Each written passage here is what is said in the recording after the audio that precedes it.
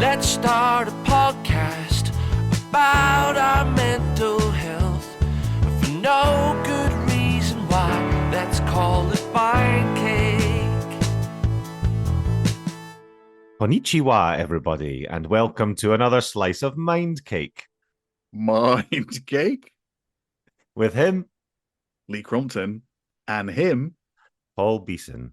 I was going to actually suggest that, as is your wont to do a different intro every time to try and catch me off guard, that you should learn it in a different language. Yeah. Every time. And that is Japanese. Japanese. Okay. I think. Or is it Chinese? Yeah. No, it's Japanese. So how have you been, Paul? I've been good. Good. I've been good. I've been busy, but I am doing all right. Yes. How have you been? I'm fine. You do look, your eyes do look like piss holes in snow. And I take it that's because you're up late last night doing all your actor things. Yeah. So we did our show last night, and then we had a post-show discussion, and the play has just been published as well. So there was like a book launch, and then... What does that mean? It's been published. So the play was commissioned by the theatre company that I'm working for just now, but it's only just been published as a play script that you can actually buy, like in book form. Right, okay. Yeah, so it wasn't published previously. So the book itself was launched last night after the performance. Very good. Then we had a few drinks and stuff like that in the bar, sort of networking with everybody that was invited and stuff like that. So I was driving, so I didn't drink, but it was still a late night. You barely drink anyway, to be fair, do you, Paul? Yeah, no, I barely touched the stuff. It's a mugs game. Mugs game. So yeah, a bit tired this morning, but yeah, all good. Good. Yeah, I mean, I have to report that I have seen some of the pictures on Facebook, and it does look very somber. Mm-hmm. And I'm going to shock you by saying that I'm not going to make any hello references at all, because I think it's, this is serious stuff. It is. He says laughing. No, but it is. It is serious stuff, and I've been taking the mickey out of your little tank, and it's. I tell you what, just while we're on the subject, in the Q&A after the show last night, there was two German guys in the audience. One was almost elderly, I would say, and the other one was maybe almost elderly. Yeah, and the other one was middle-aged, then elderly. Yeah, well, one of them was our age, or sort of, our ballpark, and the other guy was a bit older. But I'm terrible at guessing ages, so I don't want to say he was elderly if he wasn't. I'm just pleased you put me and you in the same ballpark. Yeah, the same. Yeah, exactly. We're just two young dudes having fun. But yeah, so the older German gentleman just said, so it goes, it's not really a question, but I just wanted to say thank you for doing this. It's a really important story. And then he told us a bit about his sort of personal life, and his grandfather was murdered in 1933 by the Nazis, and his girlfriend's, or was it his girlfriend at the time, I can't remember exactly what it was, but someone had been in a concentration camp and things like that. And he was going, you should do this show in Germany. Wow. Oh my God. Mm. So yeah, it was really humbling to have, a couple of German guys there, especially one who had these sort of connections to the war, very personal connections to the war, sort of saying that it was a good thing that we were doing. So I was really chuffed with that. Yeah, It was very humbling. Very worthy, Paul. Yeah, that would be amazing though if you went to Germany and did it. Oh, yeah, it would be fantastic. Yeah, you might have to delete previous episodes though, where I've just yeah, go back and do a re-edit. Just go back and re-edit and go, this is really poignant stuff, Paul. Mm-hmm. Well done, you. No references to little tanks. No references to little tanks. I was actually we'll come on to this in after post Dr. Megan. Let's listen to Dr. Megan, and then we'll come back and discuss as we always do. Lovely. Hello, everyone. I am very pleased. I'm privileged to be joined on Mind Cake today by Dr. Megan Prowse. Hello, Dr. Megan. How are you doing? Hello, I'm great. Thank you. And thank you for having me. That's not a problem at all. So, Megan, could you start off by telling us what you actually do for a living? Yeah, very big, but very good question. Sure. So I am a clinical psychologist, which means that I work with people who are dealing with mental health difficulties, and I also do a little bit of teaching and bits of research. So as a psychologist, you kind of are typically somebody that provides therapy, but you also are what we call a scientist practitioner.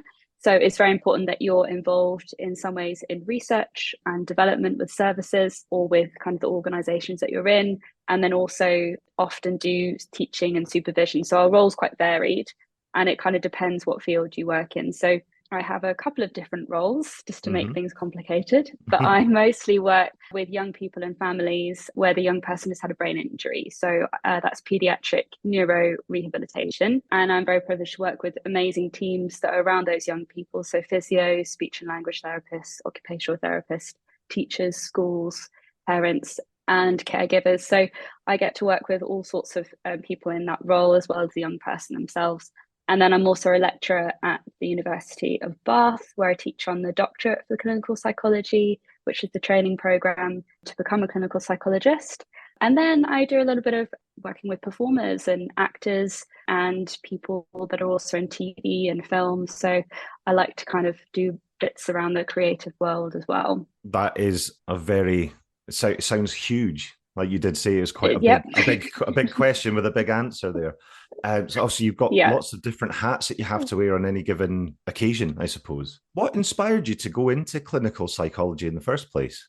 So it's quite an interesting one, actually. I was originally when I was, say, 13, so a long time ago, was training to be a dancer. So I was very interested in performing arts. I actually went to a boarding school that was performing arts, so I'm again used to being around lots of creative people and really love that. And I trained for a couple of years there, thinking that was what I wanted to go into, but for various different reasons. I think, you know, when you have something that's a passion and kind of an area where you feel, you know, it's kind of, for me, it was a sort of more of a personal outlet of kind of emotional expression, and, you know, really important to me at that time in my life. I think I kind of just followed that path and not really thinking it through career wise. And when I got into this particular environment, I think realized actually I think I just really love it for the purest sense of kind of enjoying dance rather than want to actually go into that. And I found also I have dyslexia, so I didn't realize it at the time, but found it really tricky to kind of pick up steps and dyspraxia, so the two together kind of pick up steps very quickly. And that's fine if you've got like long times to rehearse, but if you're, you know, having to be in an audition and that's your livelihood, and pick things up quickly, I think that just didn't really fit for me. So for various reasons, kind of realized about age of 16 that was not going to be for me. And I became really interested in kind of people and behaviors. And I think being in such an intense, grueling environment in terms of, you know, your training to be in that profession and lots of hours of dance and trying to fit your exams and all of that, I think I just became really interested in that journey and being around kind of stress and how that manifests. And I think just was very interested in people. So just was drawn more to psychology. And it was actually a teacher at my school, who I will always remember, who kind of handed me a leaflet on psychology. And from then on, I was like, actually, yeah, I think this fits me much better. And then I kind of pursued that path. So yeah, I think a few things, but it's nice now to come back to performing arts in this kind of way and think, yeah, how can we bring the two together in an industry that I think still really, you know, is getting better, but it would be interesting to get your take on that. I think particularly theatre wise is an area that still needs to kind of be supported and have psychology as a part of it, I think. Yeah, that's fascinating. And I guess we'll come on to that kind of stuff a little bit later on in the podcast. But it's interesting you say that. It was a similar thing for me when I did drama in my last year of high school, because I had to take another subject. Otherwise, I wasn't allowed to stay on. And I was looking at the columns and the timetables. I thought, oh, drama sounds like a laugh, a bit of a skive. I'll do that for a year. And within 2 weeks of doing it, I was like, I want to be an actor. Wow. But what drew me to it as well was that kind of thing, that trying to figure out how to play someone else. I was really kind of drawn to that side of it, especially when we were studying The Crucible by Arthur Miller. So trying to get into the headspace of John Proctor as a, as a 16 or 17-year-old boy, whatever I was very difficult, Imagine. and I'm sure it'd still be difficult today if I tried to do it. But it's I was really fascinated by that angle of it as well. It was never about wanting to be necessarily on stage or be famous or be on the telly. I was drawn to the art behind it and the sort of portrayal aspect rather than anything else. So that's really, really interesting. And actually I think that is, something that I think's often not really thought about, and I'd be interested from your perspective as a writer as well, getting into the mindset of a character and how you do that research and how you learn about it. I think there are some examples kind of in the wider stream media of some quite famous actors where that has been or can be a real challenge. And it's an interesting thing to think that actually every actor, whether you're on stage in a big production or doing something, that you're writing yourself, that process of understanding somebody and getting into their mindset is not only an area that can be really tricky in terms of self-care and where are those boundaries between you and that character, particularly with, method acting and those kind of other techniques, but also just thinking about, that understanding somebody is piecing them together, and that is very psychological. So I think that the two really do go hand in hand, and I'm interested in how people do that, and also in kind of trying to sort of help with that process a little bit as well, and kind of particularly when it comes to self-care. That's fascinating. I can't wait to get into that in more detail. So Sure. what does a typical day look like for you? Because after hearing what you've already said, you have different areas of expertise. So I'm assuming that you don't have a typical day, really, in the sense that you're quite busy doing lots of random things at any given time. Yeah, I think, and I think for me, maybe I can't speak for every psychologist, but I know that it depends on what your approach is. I think career-wise, for me, I guess I have what's termed now a bit more of a portfolio career. So having kind of those areas of interest, and then so maybe having overlaps in those in terms of what I do in the day, but not having just one particular area. And that's mainly because I'm interested in lots of things, and I haven't made clear sort of specialisms decisions. I'm trying to do everything still because I enjoy it all. But so for me, I try to have a structured week where I work at the uni on like a Monday and a Friday, and then I have my pediatric neuro days in between. And so in terms of a typical day, I mean, as a psychologist, we do lots of varied things, but a lot of that is I see children and families either virtually or I go to their homes. I'm very lucky to be doing community rehabilitation, which means I can go to their home or school. I'm not set up in a clinic, which I think has its pros and cons. But I know for lots of families, particularly with COVID times, and the understanding now that just the toll that it can take doing the travelling for families and fitting things in. So it's quite important that I go to them, and that is something that I feel I'm really lucky to be able to do. And then it's sort of team. We have lots of team meetings, as I said, with sort of physios or speech and language therapists that we're working with. And then there might be kind of other bits of work. So report writing is something that I also do. And then on my uni days, it's lots of teaching and tutoring and supervision. So it can be very varied. And I think that's also the difference often between a psychologist who has quite a varied role, and therapy is part of that, versus kind of a therapist where you're mostly doing therapy. So it's slightly different, and it is always an interesting one. I bet. And are you enjoying the teaching side of it, sort of being on the other side of that kind of environment?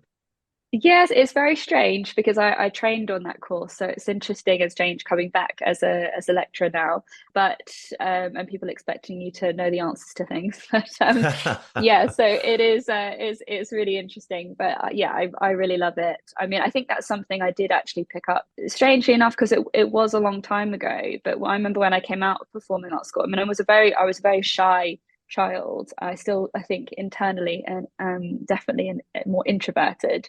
But coming out of that school, I think, you learn. I don't know what your experience was of that. I didn't really, and we had to do a little bit of drama. I really really didn't enjoy it because I was so shy. But when I came out of school, I think maybe having gone through the couple of years training, I was then much more confident. And I think things like presentations or standing up in a lecture teaching is not something that phases me. I actually really enjoy it. So I am very grateful for that experience and that training. Although it wasn't direct training, there is something about being in a performance environment and also being an environment where you are critiqued quite a lot, which has its challenge as well. Oh, absolutely. But that's part of the industry, isn't it, that they have to train you for, is the critique and the potential, although real, rejection that comes up. And I think when you've been through, although I didn't go on those auditions and was in the industry, I think when you're in that environment, when you kind of come out of that, actually things feel, when you're not being critiqued in a class, things feel a lot easier. So I think you do naturally have a bit more confidence. It's funny, because I actually took a break from the industry when I was in my mid-20s, and I became a drama teacher, and I was a teacher for almost 10 years before I got back into the industry. So I quit teaching in 2017, and one of the first big projects I did was writing A War of Two Halves, which you came to see with your sister. Yes, I did, and loved. Thank you. So from a personal point of view, just having that kind of experience and being able to stand up in front of peers or, a class full of young people and be able to talk like you know what you're talking about, the drama training was invaluable. But something I always used to say to families, especially at parents' nights, where they were sort of going, oh, my kid loves drama, but they want to be a doctor, so they probably won't be taking it. And I'm like, well, actually, the skills that you can learn in the drama classroom are very, they're so widely transferable to just about every line of work that you could possibly get into. If you're dealing with public or patients, for example, having those people skills and that confidence to be able to talk to people is so important. Definitely. I know, it's almost, it's not, I'm trying to think how to phrase this, because it sounds like it's kind of a fake it till you make it situation, but it's being able to be calm under pressure, I think, is a huge thing, as you say, in any job. And there's something about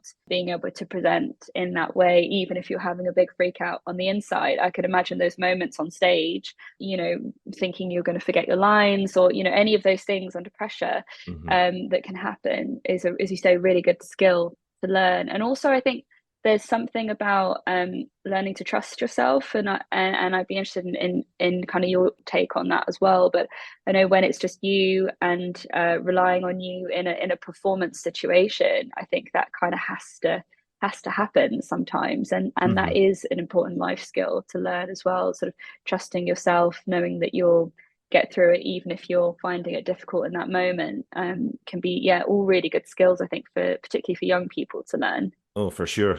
Even when young people are going into exam situations, and that kind of stress that can cause those mental blocks, because your other, I can't remember exactly, so you'll probably know better than me, but that sort of instinctual part of your brain takes over the logical part when you're in those stressful environments. It's like the fight, flight, freeze kind of thing, which can happen to young people in exam situations or to performers on stage or whatever. But yes, having the ability to be able to kind of get yourself out of that situation, however you do that, is so important. Yeah, certainly. Very, very important. Yeah. Speaking of trust, this leads me quite nicely onto this next question. It's almost like we've practiced this, but we haven't, I promise. So obviously trust is it's going to be a big part of your job when it comes to doing your job and working with, especially young people, I imagine, as well, being able to build a good relationship and to build a trustful kind of relationship. How do you do that as a psychologist? Yeah, how do you build that kind of good relationship with your clients or patients? I think over time is a main thing. And actually, when we think about, however old we are or what our experiences are, everybody has a different experience with that. I think even when you in your own life, if you're building a relationship with somebody, whether it be a friendship or romantic relationship or, teacher to student, whatever that kind of dynamic is, I think that everybody has their own kind of timeline for that. So I think one of the first things we have to realize as therapists or psychologists is just to try and, yes, make that process as easy for that person as possible by being compassionate and showing that you're here for that person and wanting to listen and understand. I think a good place to start, but that it may take somebody a little bit of time.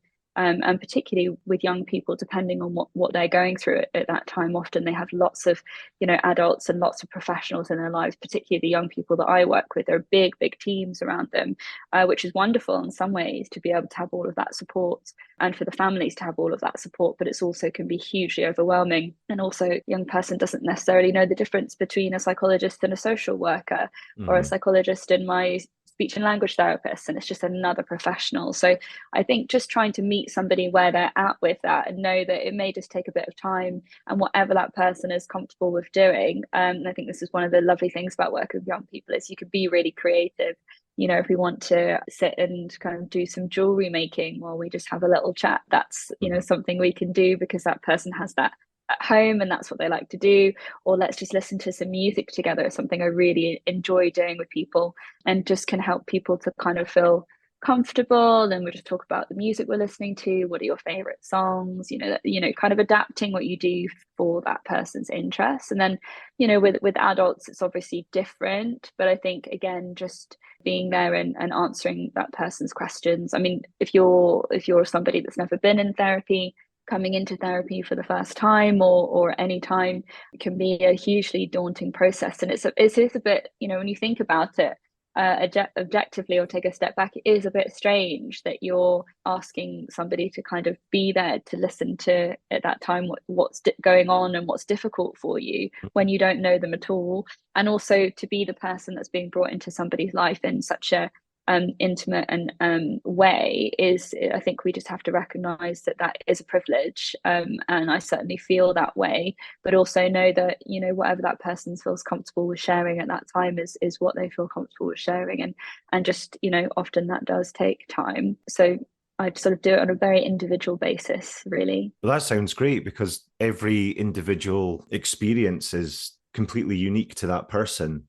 It's not a one size kind of fits all profession, but in doing that and finding comfortable scenarios for people to be in to kind of help break those barriers down, building those individual kind of, like you say, creatively finding ways to engage with people, that must be really exciting. Just keeps you on your toes, and it must be quite exciting. And then when you do make those little breakthroughs, it must be really rewarding as well.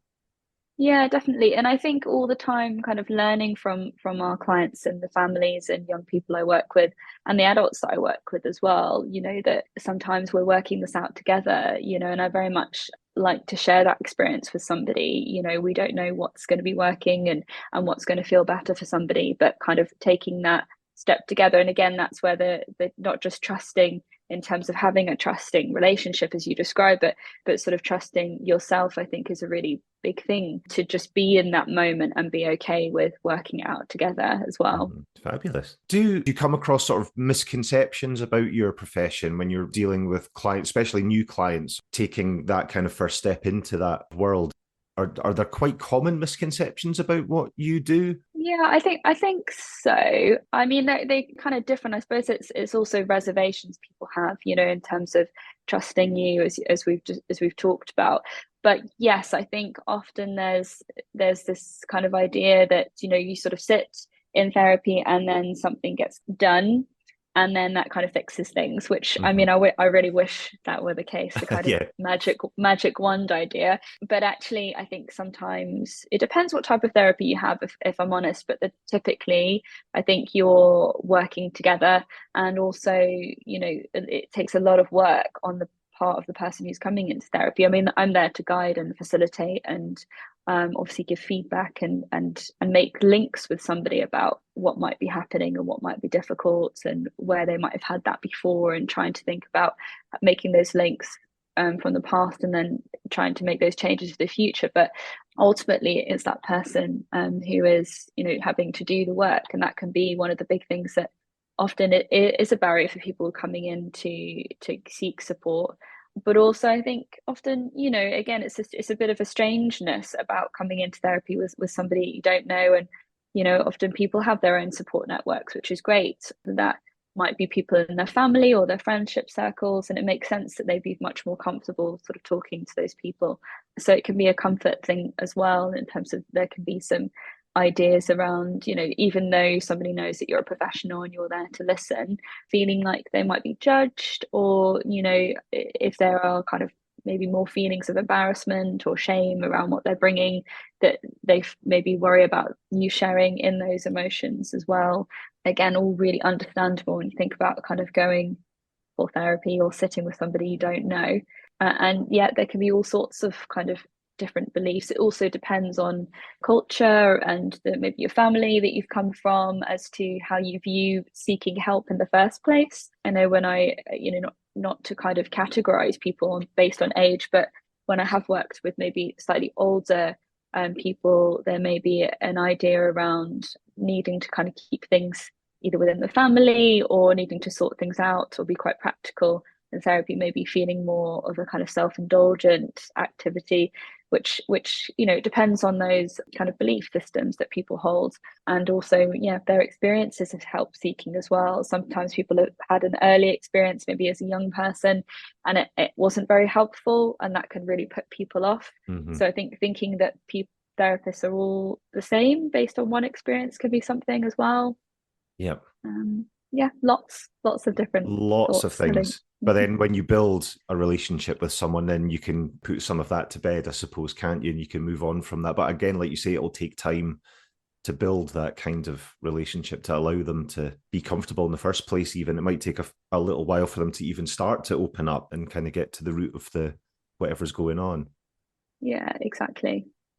This is fascinating. I'm so interested, but we're running out of time rapidly. What I've noticed over the last few years is that we're getting better at talking about mental health and being a bit more open. Have you noticed that? And how does that affect your profession? Has it made a difference that we are now a bit more open? Does it make your job easier in any way? Yeah, it's a really good question. I don't know if it makes the job easier. I think it's great that there is more of an awareness of that. And I think that people can kind of seek help in lots of different ways. I think, things like social media are really in some ways helpful for that, and people not feeling alone, and that there is more of the conversation happening about self-care and mental health awareness and sort of suicide prevention and all of those really important areas to be thinking about.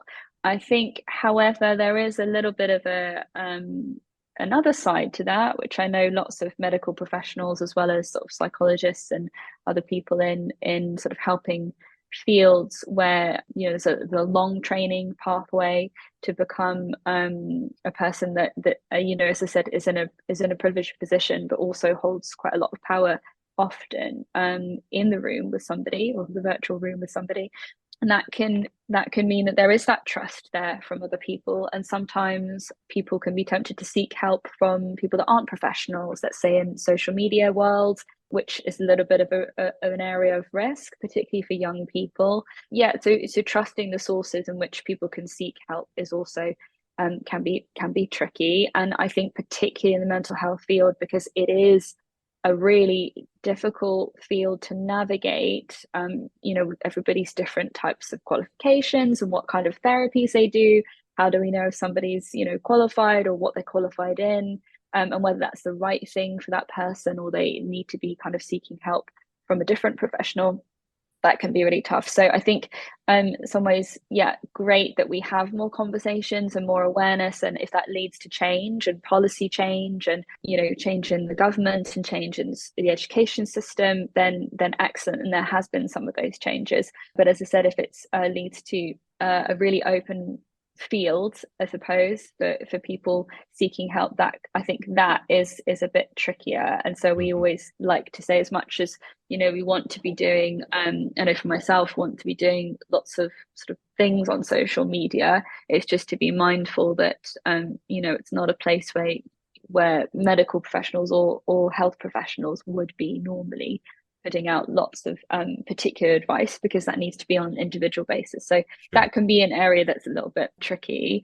I also think sometimes, I think it's great that we have an awareness of terms, like PTSD and, words like being triggered or being gaslit, things like that. I think it's important that people know what those things mean, because there's a lot more of that happens than we potentially are aware of. And it's, again, important for people to be mindful and know those terms and be able to give kind of a language to what's happening for themselves. That's extremely important. And to know how to seek help, particularly in an abusive situation where that can be really challenging.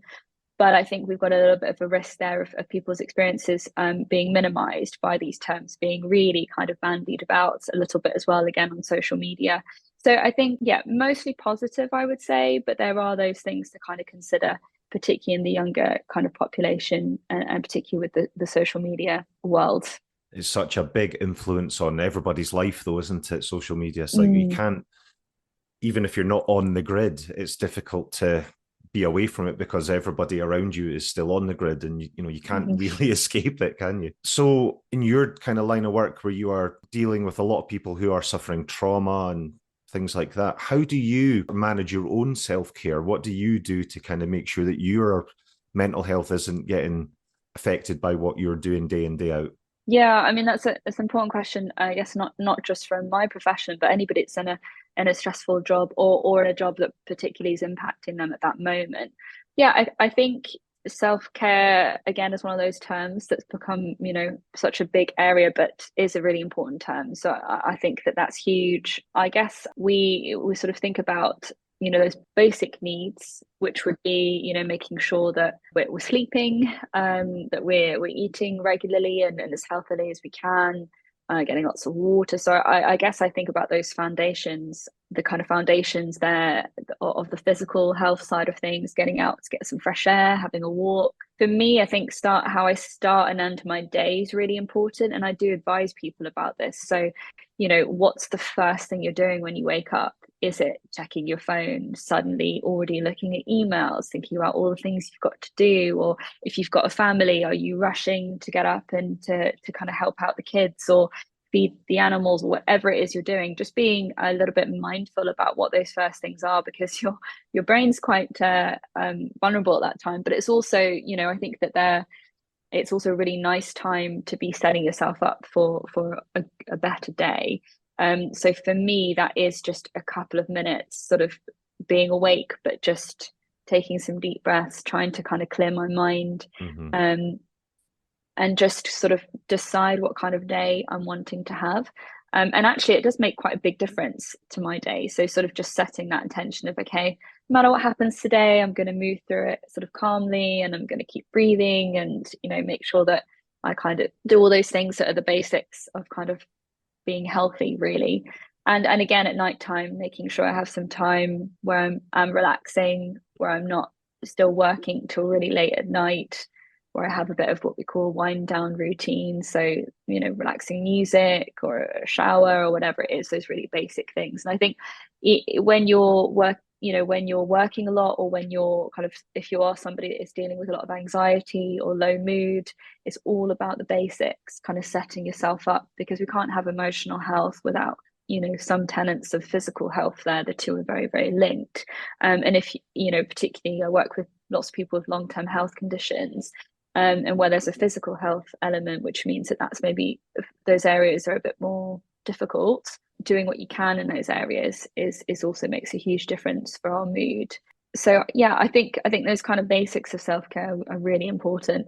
And also, for us in this profession, we do have supervision. So we have a space where we can talk through anything we're finding difficult as well. So we kind of model that, I guess, therapy with our supervisors, that kind of therapeutic relationship. So, I think it's all about the sort of practicing what you preach, really. Oh, brilliant. That's partly why we're doing this podcast, is to just try and get that kind of information out there. So thank you so much for being open and eloquent. It's amazing. Thank you. Would you be up for coming back on in the future? And we can maybe actually do perhaps a whole chat about the performing arts and the psychology. I Yeah, would I think love that to would be keep great. talking now, but I need to Yes. run out, unfortunately. It's no problem. I would love that. I think it's a huge area, isn't it? So it would actually be great, anything that you, I think, as a writer or an actor or somebody that's in the field, or even, you as a teacher, knowing what sort of things come up would be really interesting. Things like performance anxiety is something that we can maybe think about, Absolutely, managing yeah. some of those difficult feelings that come up, or just generally, yeah, being in that industry and what that means would be really, really interesting. So yeah, I'd really love to. That would be Sweet. great. Megan, thank you so much for joining us today. Really appreciate it. And I'm really looking forward to part 2. Yeah, great. Me too. Thanks so Nice one. much, Paul. Thanks. Bye. That was Dr. Megan. That was Dr. Megan. She sounds lovely, by the way. She was great, honestly. We had such a lovely chat. We could have just chatted and chatted and chatted, but we're too tight to pay for Zoom. So the No, interview was cut you've short. left that to me. I had to pay for Zoom. Mm-hmm. For Atlas, they've just renewed my subscriptions another £15 this month. Hey. Because I obviously had to get it for Alistair Campbell in case we ran over. Mm-hmm. But that'll be good. So we'll probably get Dr. Megan back on at some point in the future. She was really up for coming back on as well. So keep your ears peeled. Okay. But no, I was very interested in what she had to say, particularly with the sort of performing and writing aspect, because like you said, it'd be interesting to get into that. Mm-hmm. Because people say to me, "Oh, you've got half an hour now. Why don't you do some writing?" I'm like, I can't do any writing in half an hour. But by the time I've sat down, composed myself, got my head back into the script, the world, whatever it is that I'm creating, you can't just go, "Oh yeah, I'll just sit down and do some writing for half an hour." And I know it's like it's not coal mining, but if I've had a couple of hours like writing a script and being in somebody else's head and what would they do and what would they say and how would people react and blah blah blah, it's exhausting.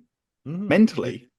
It takes time, and it's quite, and I don't know if you feel the same, but it's when you're writing a script with lots of different characters who have lots of different voices, like trying to figure out how they would react in situations and how they would say, and just finding each character's voice, not just what they say, but how they say it, so that every character is sort of succinctly different.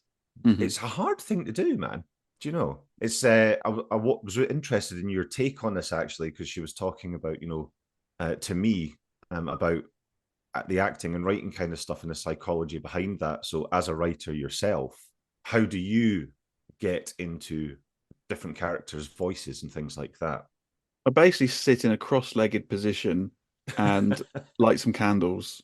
No, that's basically why I've got this set up here. I'd surround myself with writing books, writing films. This is my little enclave. Sometimes I will have a read through the character bios. Sometimes, I think it's like anything. Sometimes it's easy than others. Sometimes you can sit and sort of pontificate and nothing comes out. And then other times there's so much going on in your head that you want to get down on paper that it's very difficult to kind of stop. So I think you have to be in the right frame of mind to do it.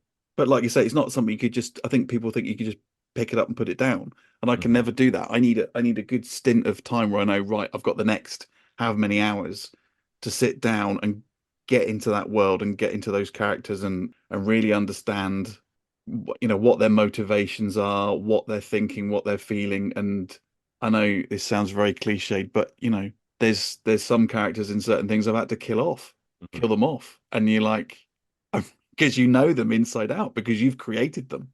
And I think a lot of what people don't see is that, yes, you see the person in the script, but behind that is like maybe a page of biography in terms of what they like, what their favorite film is, what their favorite food is, their likes, their dislikes, stuff that happened in their childhood that maybe never ever comes out, that rounds that character, that never comes out.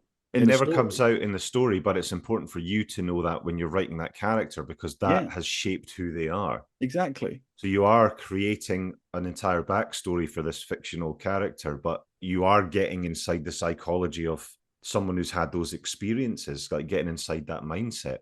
Yeah, without putting too what's it on it, it is almost like, and I'd have to say sometimes I think I've mentioned before that I have this like disassociation sometimes. Sometimes if I've had a really difficult thing that a really difficult episode or something that I'm writing, you can have that disassociation when you come out, because it is almost like you've gone into this dream state where you're in this world, whatever it is you're creating, and you're kind of, it's going to sound weird, but you're kind of living there, and then you come back. It's like I don't know, a meditation, whatever, but you're in this place with these characters when you're really in the zone, and then you come back to reality. It is almost like having a dream and then coming out. But when you have a dream, you go, well, that was weird, and you feel a bit discombobulated. Sometimes it can feel a bit like that. Other times you can try and do it and nothing happens. Yeah. I went through a little phase of when I was writing something, I would put music on in the background just quietly that either was off the time period in which the thing was set, Okay. or was music that a particular character would be into or something, just to kind of, I don't know, set a mood. Yeah.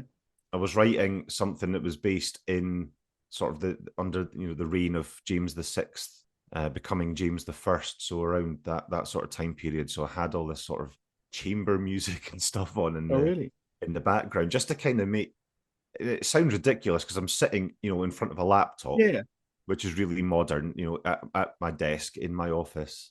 But just having that music, it does transport you away from where you are, And I suppose that's a kind of psychological trick or technique or whatever that kind of. No, absolutely. No, I haven't thought of that, but no, you're absolutely right. I think a lot of what I write is quite dark. Comedy, but dark comedy. Goes to some really dark subject matter, dark subject, dark places, and some of the stuff that you're researching. But I actually find, I don't know about you, but I actually find the writing of it the easy bit, because, like you say, by the time for me, it's like, I think I've said before, is putting the pieces of the jigsaw together, so you kind of know, I've got an idea that this happens. Okay. Well, how do these people interact? What's their biography? What's their motivation? What's the world they live in? What are the parameters of those worlds? But by the time you've figured all that out and written, we got a mini Bible or whatever, you know exactly what the world is. You know exactly what the characters are and how they're going to react. And the actual writing of the bit, writing a half-hour script after weeks, months of thinking, deliberating, whatever, is actually quite not easy, but it's not. But it's faster. It's a faster process. Just that section, because you've put all the legwork in before. Whereas before I go, I've got an idea about blah blah blah blah blah, and then you go, right, I'm going to write the script, and then you start writing the script, and then a third of the way, and you go, I don't quite know where this is going, or and sometimes that's okay though, like to as a starting point. Even if you put that to one side and then go off and do some research and then take it in a different direction, if that's what gets you into that world in the first place, that's okay. I would like to join you on the next Dr. Megan chat. Sweet. Yeah. It was only because you were busy doing something. Our schedules are not aligning. Tonight, I have the pleasure of speaking to Juliana. That's right. A nutritionist all the way from Los Angeles, America. Wow. We have gone intercontinental. We've gone intercontinental. Is our first outside the UK guest? Yes. Well, who's actually outside the UK, I think. Yeah. Adrienne's technically French. No, I know, but I mean, she was in. But she was in Scotland. Yeah. Okay. So yes, Juliana tonight. We have Dr. Jan. Dr. Jan's coming back. Third time lucky for Dr. Jan. She might see the both of us. Yeah, I've never met Dr. Jan yet. No. She has suggested, and I think it's a brilliant idea, to do an app, like a ding top 5 mental health apps and the benefits and pitfalls of each one. So I thought that'd be because I don't actually know what a mental health app is. Do you know what I mean? I know I've heard of Headspace and I kind of know what that does, but be interesting to sort of delve into that. We also have Calm is another one. Look, Daily Calm is another. Sorry, app. I thought you said something else then. We have Rachel Smith. That's recorded. That's in the bag from the Wolves Foundation. We have Rory O'Connor lined up, who's the professor of health psychology at the School of Health and Wellbeing at Glasgow University. Indeed. Talk all things suicide.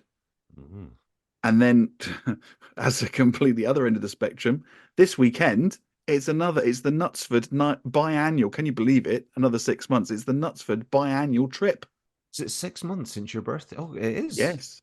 Yes, so it is. And 6 months since your birthday as well. Almost, yeah. Almost. Yeah. So I am seeing spirit guide Cara Crompton, no relation, Mhm. and she has agreed to do an episode. Excellent. So When's that? This weekend? this weekend, yeah.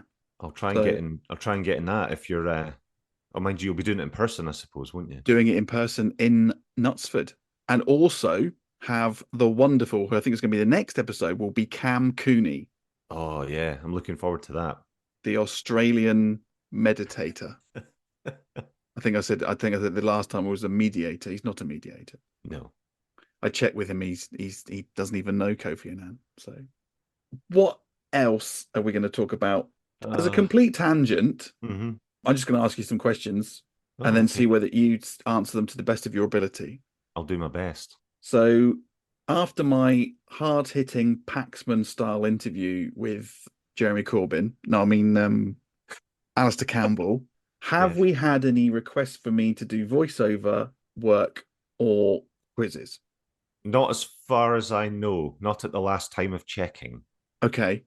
Unless you're going to tell me something different. No, I'm not going to tell you anything. I would like to know. Thought it was not a rhetorical question then. No, it's not a rhetorical question. No, I haven't been asked to do it. I just wondered whether, because you check the emails, whether we've had anything. No, I think we did have one from Ian McNabb. Was that the one we had last time? Or was that another one? I think it might have been another one. Okay. Do you want to tell us what he says? Right, let's see. Mindcake. Oh, we've got 7 emails.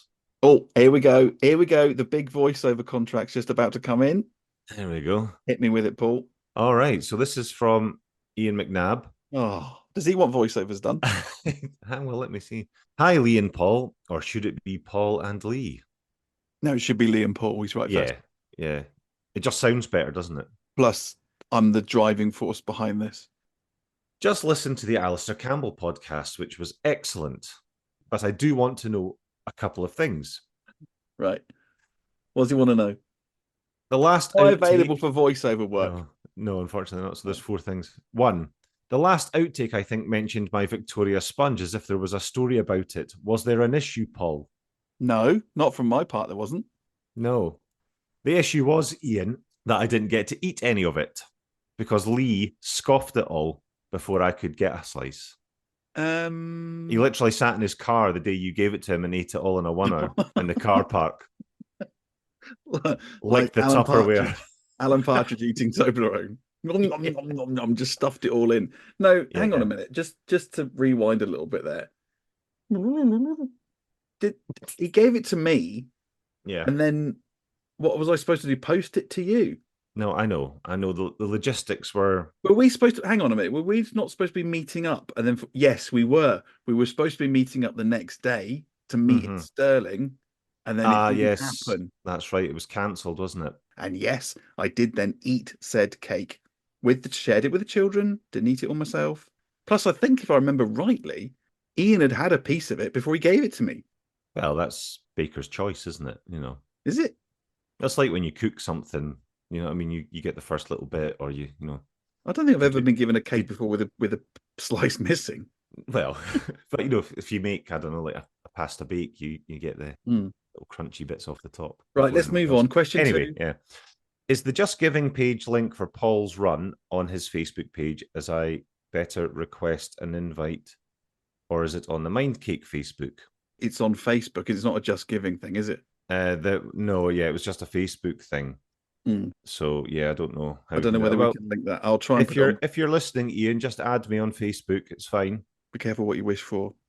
Okay, Lee's words, not mine. But now that we're into June, I don't know how long the fundraiser is active for. So you might still be able to donate to the cause if you do go onto my Facebook page. There's a link on there, so you can try, but I'm not sure. I'm not sure if it's still active or not. Or else, a bit like the cake, give me the money and I'll make sure it gets to Paul. Mm-hmm. Question 3. Question 3. We'll come back to your Maggie's run in a minute because I need to ask you about that. Okay. Question 3. Lee. Yes, that's me. Would you like to do some voiceover and quiz work? No, he does. You've made that up. I've made it up, mate. So talk us through. I think from what I've seen on Facebook, you limped over the finish line. You've done your Maggie's 50. I did. How Yeah. does it feel? It feels good. I've got a real sense of accomplishment. Good. That's the third time that I've done it, and do you know, it was a weird one because I was so pleased to be doing it in May rather than January. Yes. Like I think we've touched on in previous podcasts, we've done it in the January before, and going out in those sort of conditions when it's quite icy and stuff like that, it can be quite difficult. So, and the weather's been lovely for the most part. You know, I know it's been a bit rainy here and there, but there's been some lovely days. And I got injured twice whilst out running. So there was twice that I was a few miles into a run and had to stop running and then just kind of walk the rest of it back to the house. You weren't shot by the Allied forces. I wasn't. No. You weren't in costume. I wasn't in costume. No, okay. This was purely Paul time. So the last day I went out, I couldn't run. Like I pulled. I think in the video that you might have seen on socials. I did see it, and I thought, if this is one guy who never wants to run ever again in his life, you were just like, "Hi everybody, yes, I've done my Maggie's run." I mean, you were so kind of. I was like, this isn't really encouraging people to give you money, because you were a bit of a Debbie Downer. Because I hate running, but I still did it. You still did it. What a legend. So my leg was still sore from that, so I had to walk the last outing rather than run it. But I did a big walk that looked like a pork chop. Yeah, I saw one that you described as a ghost. Yeah, that was very in the video. Tenuous. Well, I think because I ran most of it and then got injured and walked the rest, you can't, and then tried to piece the two separate GPSs together. It didn't give it the full ghostly sense that I was going for. But actually, I'd spent, as is my wont, I spent quite a lot of time sort of looking at possible, because obviously I'm very competitive, I want to beat you. It's actually very difficult I've been looking at different routes that I could possibly take and how I could make a sort of dot-to-dot picture with my run. It's actually far more difficult than you think. Yes, it is, especially if you're running on roads and things like that, or a treadmill. Yeah. You could be creating this amazing work of art. Oh dear, it's just a little dot. Just a little dot in a corner of your house. Not that corner, the other corner. No, the other corner. The other corner. You've got with socks in the other corner. Yeah, it's true. Like, I don't know, maybe the easiest way to do it would be to find a. I'm still laughing at my treadmill. You tried. That was good. Anyway, sorry, you were saying. Yeah. So I don't know if the easiest way to draw something is to like find a big field or something like that, where you can actually you've got free reign to move about wherever you like. And you're trying to do it on, you're kind of bound by the streets if you're running in an urban area, aren't you? It's a lot harder. Unless you look like an absolute weirdo, like just running randomly round a field. Exactly, and sort of, running up and down and along and around about, rather than just running round the perimeter of the field. Yeah, I've done a beach ball, just running round and round in circles. Yeah, I've drawn a circle or a square or something like that. Yeah. But then I had a little look online at some other GPS art, and some of it is really impressive. Yeah. But yeah, I'm not that way inclined. I don't have that sort of brain. Unless it's time or inclination to try. Yeah, I know. It's all right doing a ghost or a pork chop, but you know what I mean? I'm not going to do a sort of the Mona Lisa. Yeah. So it's done. It's done. Raised 460 something pounds, I think. That's right, because Ian McNabb told me he was going to donate £40. So that's your 500. Woohoo! Wait. No, he didn't say that. I don't know. No, he didn't. Yeah, but it was good. Yeah, so raised a fair bit of money. Thank you to everybody who donated as well. You're welcome. Yes, you were the first person, Lee, as well. You were straight on there. Well, I thought I better, really, hadn't I? Well, yeah, you kind of have to, don't you? But yeah, so thank you to everybody, and it's done. And I'm sure, even though I really dislike running, I'm sure I'll do it again at some point in Probably. the future. Yeah. Ask me about my running.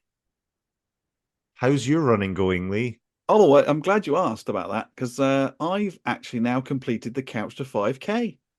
Yes. So I was on week 8, which I was supposed to run for 28 minutes. Mm-hmm. And then week 9 is your graduation, if you like, you run for half an hour. So the idea of the Couch to 5K, I think we said this before, is it's either half an hour constant running or 5K. Mm-hmm. So I went out for my third run of week 8. So I did 28 minutes and I thought, right, do you know what? I'm going to do an extra 2 minutes and see if I can get to half an hour. Mm-hmm.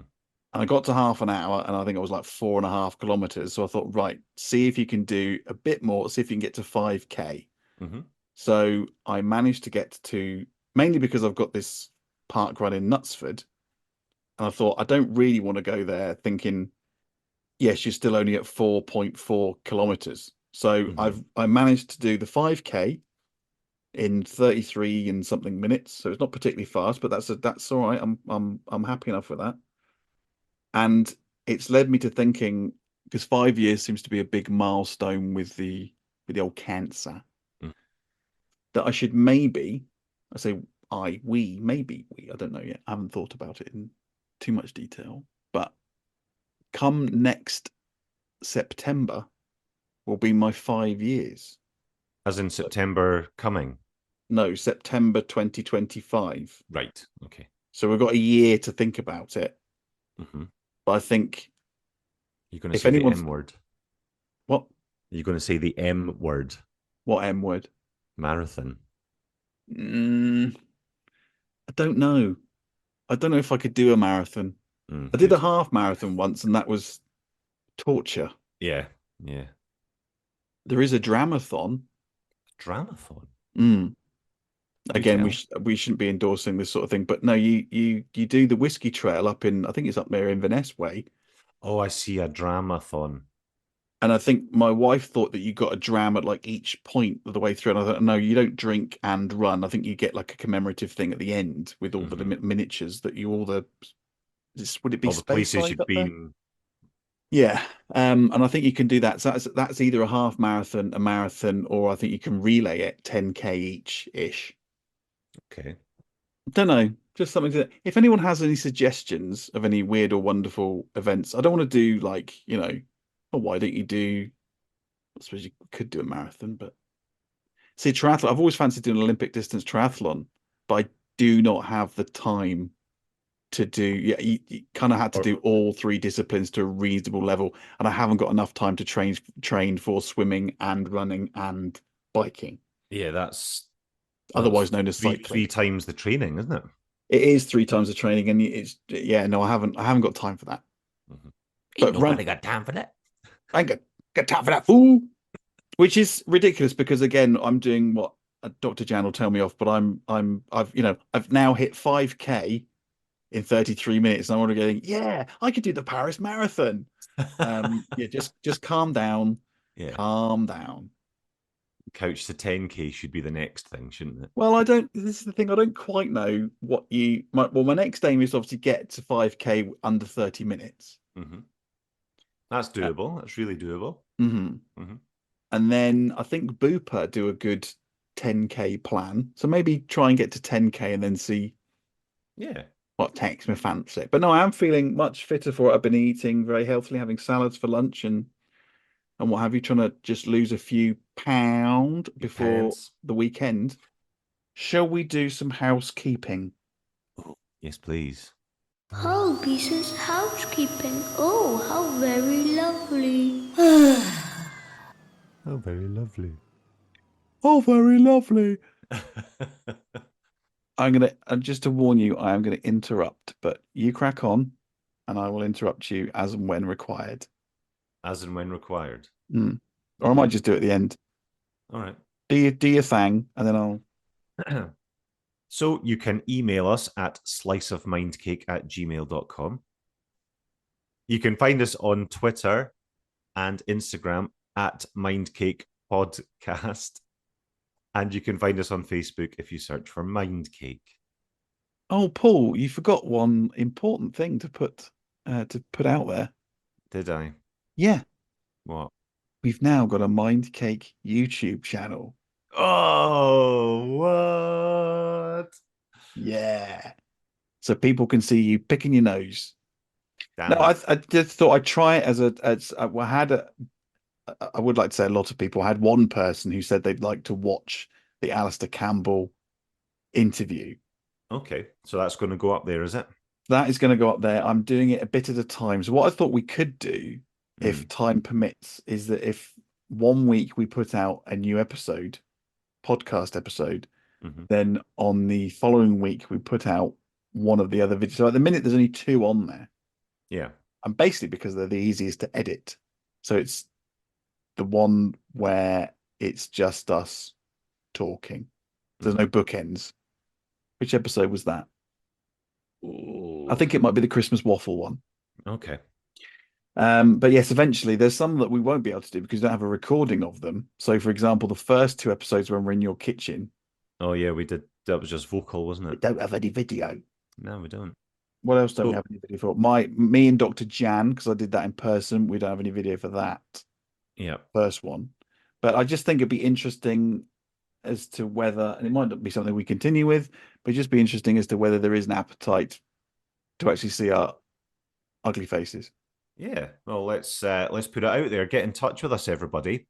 Let us know via our socials or email if you want to see us in video form on YouTube. What is the YouTube channel, Lee? Get involved with the housekeeping.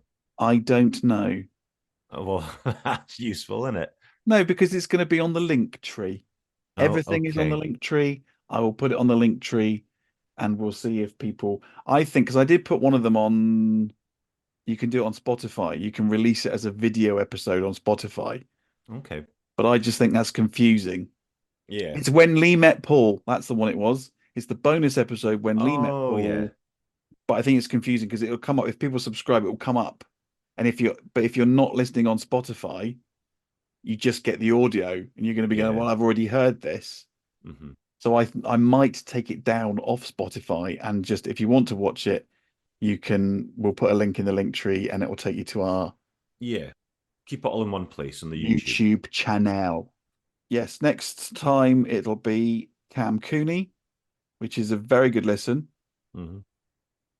Yes, please subscribe because we would like some,